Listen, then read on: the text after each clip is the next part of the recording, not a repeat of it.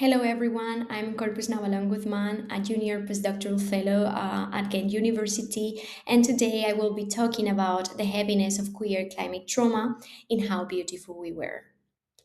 We were dying, we were helpless, we were afraid. These are not the words of climate scientists or policymakers, but the retrospective testimony of children. Children who narrate their childhood not as innocence or becoming, but as exposure to poison water, to slow death, to a future already foreclosed.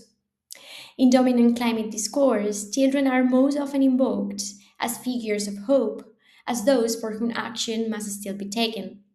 But how beautiful we were asks a more unsettling question. What happens when the heaviness of ecological violence structures childhood itself? When the climate crisis is not something children are being protected from, but something they are already living through. Despite the urgency of this distress, children's climate related trauma remains under-theorized. Scholarship on climate and mental health has largely focused on adult experiences of eco-anxiety, pre-traumatic stress, and anticipatory grief, while children's distress is most often approached through medicalized models that isolate symptoms without attending to the social worlds in which they emerge. These approaches rarely account for how environmental degradation converges with exposure to toxicity, housing instability, inadequate healthcare, and other slow forms of structural violence. If children's climate related distress remains difficult to theorize within existing research, this is not only because it is hard to measure, but because it doesn't fit the ways trauma has traditionally been understood. Most trauma frameworks are built around identifiable events that occur in the past and that can be clearly named, treated, and ideally resolved. Climate trauma works differently. It develops through ongoing exposure rather than a single shock, through delayed and uneven cause and effect, and through a sense of time shaped as much by anticipation as by memory. With this in mind, rather than abandoning the trauma paradigm altogether, I want to reorient its critical potential through what I'm calling queer climate trauma. I'm drawing on Anne Spekovich's influential work or concept on queer trauma. This concept emerges from a broader effort to rethink trauma from a deep pathologized and postcolonial perspective. Its main objective is to locate trauma, and I quote, in the terrain of the everyday, rejecting in that way spectacular forms of trauma to dissect its structural inequalities. Likewise, it refuses normative frameworks of health in order to emphasize the potential of non therapeutic healing approaches. While queer trauma has most often been used to think about sexuality, community, and survival beyond normative frameworks of health, its value here lies in how it allows us to read trauma as something that is lived collectively, unevenly, and in excess of therapeutic models. Applied to the climate crisis, queer trauma helps us apprehend how environmental harm does not simply produce psychological symptoms. It also becomes heavy, as it happens at several scales and accumulates across different levels. In that sense, it is also necessary to think about scale. As Timothy Clark has argued, climate crisis resists stable frames of perception because it unfolds across multiple, often incompatible scales, from the intimate and bodily to the planetary and systemic. For children living within ecological collapse, this scalar instability intensifies trauma. Harm is experienced immediately and personally, yet its causes remain diffuse, distant, and structurally entrenched. Attending to scale allows queer climate trauma to be understood not as a single psychic injury, but as a cumulative condition formed through the overlap of lived experience and global processes. And now I turn to explore how this is reflected in How Beautiful We Were. In How Beautiful We Were, climate trauma does not appear as a sudden event that interrupts childhood. It is the condition in which childhood takes shape. Through a collective children's voice, the novel shows how environmental harm enters everyday life slowly and unevenly. Pexton, the corporation that comes to Kosawa, the fictional setting of the novel, to extract oil, does not produce disaster all at once. Instead, harm accumulates through small changes that are difficult to register at first. Water tastes different. People begin to fall ill, and children die from what the collective narrators call, and I quote, diseases with neither names nor cures. In one way or another, the children become climate witnesses of their own trauma. As described by Steph Krabs et al., climate witnessing functions as a new mode of apprehending environmental crisis through, and I quote, bearing witness to the still contested new geological epoch defined by humanity's ascendant impact on the planet, end of quote. Because our children become the primary witnesses of this degradation. Refusing silence, they connect vulnerability to environmental loss, insisting that, and I quote, those who had died from diseases with neither names nor cures were victims of the poison in the water and the poison in the air and the poisoned food growing from the land that lost its purity the day Paxton came drilling. End of quote. This act of ecological witnessing renders visible a form of slow violence that permits the village unevenly, making children's bodies and futures be marked by a durational psychic wound. However, the heaviness of queer climate trauma in How Beautiful We Were cannot be understood at the level of individual experience alone. As the narrative unfolds, the author begins to thicken this perspective by giving particular weight to Thula, one of the children of these collective boys. While Thula will later assume a central political role, her narration initially draws attention backward, toward her family history, and especially toward the stories of her mother and grandmother. These stories help account for the multiple scales of queer climate trauma. Thula's mother's recollections reconstruct an earlier moment of rupture when neocolonial corporate power first entered Kosawa in alliance with local authority. Her memories of a village sustained by clean water, clean air, clean food stand in sharp contrast to the pipelines and infrastructures that come to enclose the land. This generation occupies a collective position at the threshold between ecological abundance and irreversible loss, close enough to remember what was taken, yet rendered politically inert at the moment of its destruction.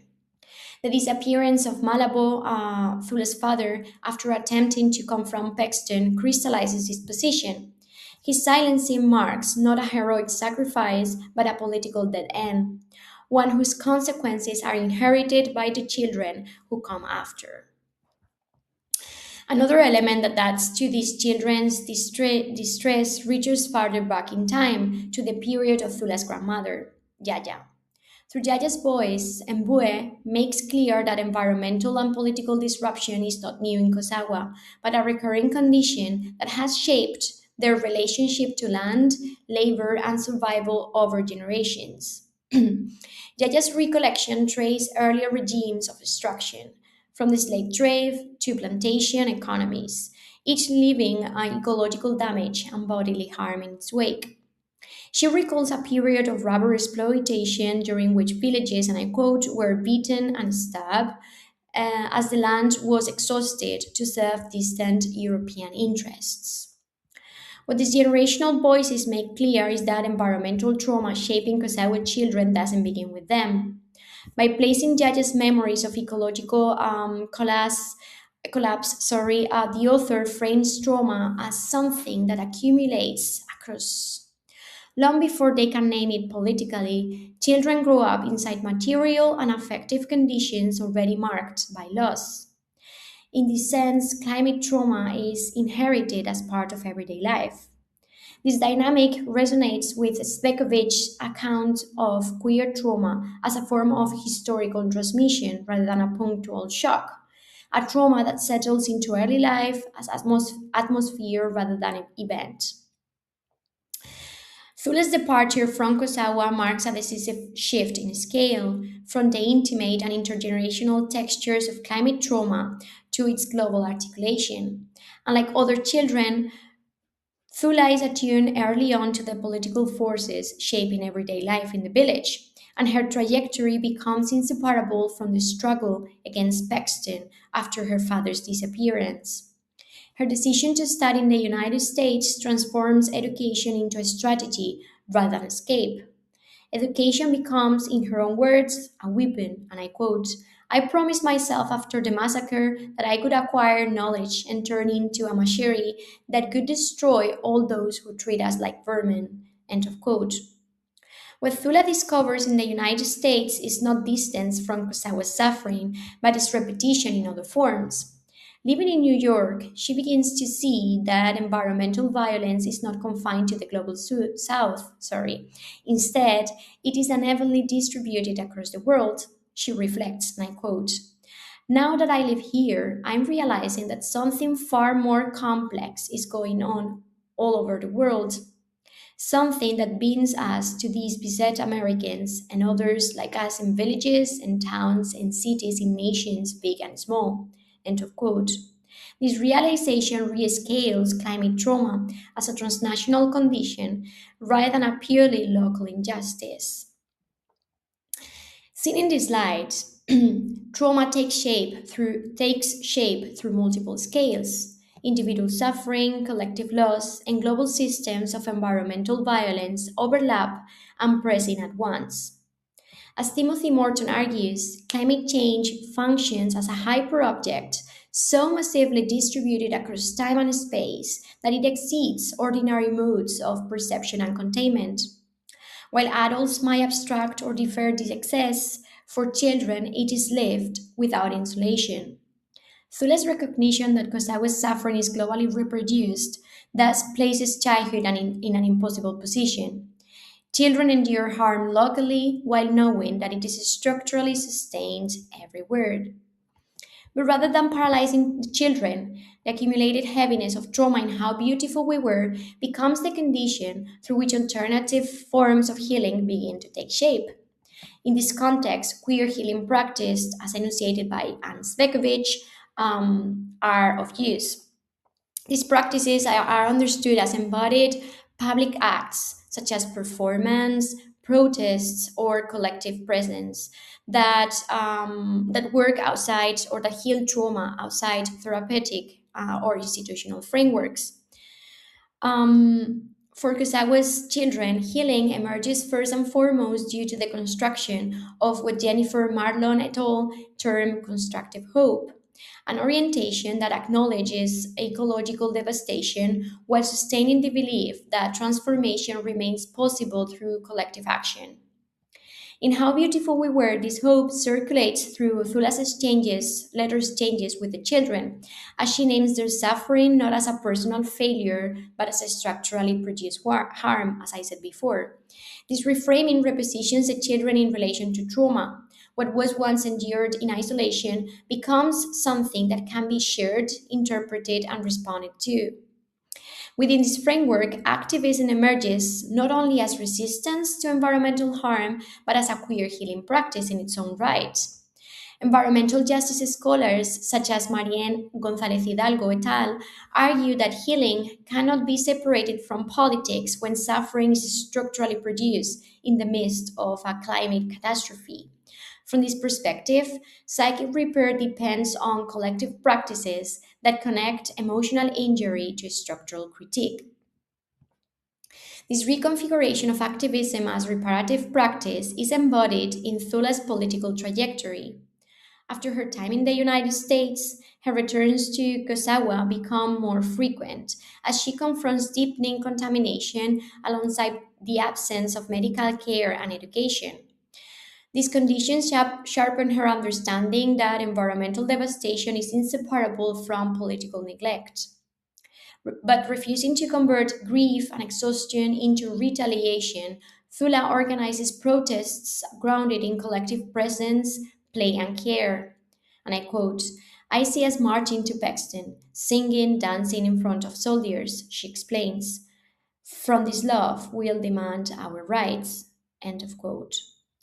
Her emphasis on song and movement resonates with Jeff Feng's observation that queer climate activism often treats playfulness not only as a mobilizing strategy, but as a healing process that sustains bodies and relationships under prolonged harm.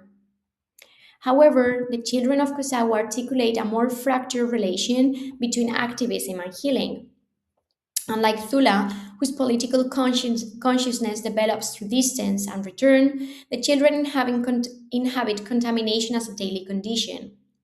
Under such conditions, nonviolent protests feels insufficient, as they admit, and I quote, "None of us believe that we could win this fight with talks of kindness and singing and dancing." End of quote. The turn to arm resistance, reflects a form of wounded healing because action becomes necessary to assert agency. Nonetheless, How Beautiful We Were refuses the promise that queer healing practices or activism itself can resolve queer climate trauma. Thula, exhausted by sustained exposure to environmental harm and political futility, decides to take up violence alongside the other children, not as a sudden ideological shift, but as a desperate attempt to assert agency within a system that repeatedly denies redress. When the state responds by evacuating and bombing Kosawa, the village is destroyed, and Thula is killed alongside Paxton's representatives. Her death and the obliteration of the community mark the psychic cost of resisting ongoing harm. The fragile networks of collective care and hope that had briefly allowed children to live with trauma are extinguished. The author thus circles back to a stark conclusion. When environmental violence persists across individual, collective, and global scales, trauma becomes too heavy to be healed. What remains thus, is the burden of multi-layered trauma that is passed on from one children to another. So, all in all, this paper has argued that How Beautiful We Were stages eco queer trauma or queer climate trauma as a scale condition that shapes childhood from the outset. At the individual level, children grow up already exposed to a slow environmental violence. At the collective level, trauma accumulates across generations through shared loss and failed protection. And at the global level, Thula's journey reveals environmental harm as a transnational structure rather than a local exception. While the novel explores queer healing practices, it resists the fantasy of recovery. Childhood here is heavy not because it lacks agency, but because it bears too much. Inherited devastation, global awareness, and a demand to act without the possibility of closure. In refusing redemption, Mbue leaves us not with hope, but with a critical insight into what it means to grow up inside an unending ecological crisis. These are the works that I've used throughout this presentation, and thank you very much for listening and watching this video.